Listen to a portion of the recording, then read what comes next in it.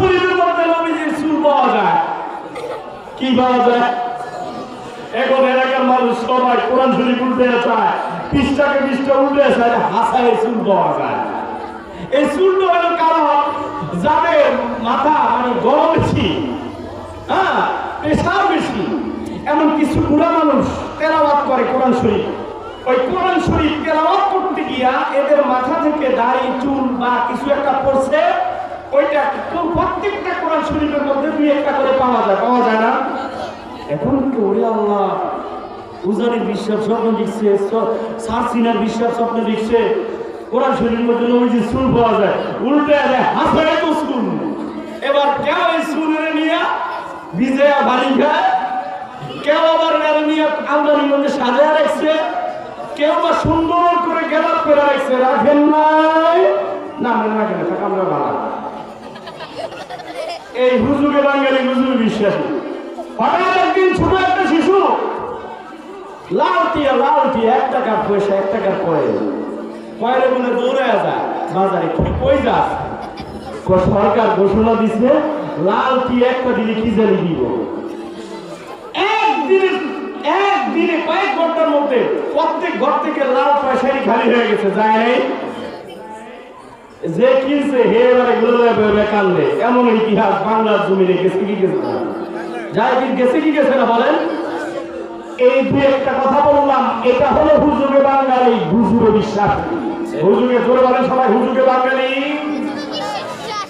আজকে আমার আলোচনার পর থেকে কয়েকটা কুসংস্কার সমাজে, ওগুলো আমি বলে যাব। সকালবেলা আকাশের উপর দিয়া, আমাদের মাথার উপর দিয়া, গাছের উপর দিয়া কাক একটা আওয়াজ দিয়ে যায়। আওয়াজ দেয় না? কি কয়? কাকা করে আওয়াজ দেয় না? দাদি কয় নাতি খাইছে, কে জানি মারা গেছে।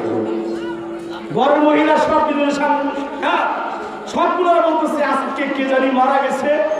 কাকের আওয়াজে বোঝা যায় কে জানি মারা গেছে। সবাই আতঙ্ক হয়ে যায়। আসলে বাস্তবতা অবস্থাবাদী কিছু না। যাই হোক, কে জানি মারা গেছে। আমরা একটা ইউনিয়নের মধ্যে প্রত্যেক দিনে একজন তো মারা যায় না?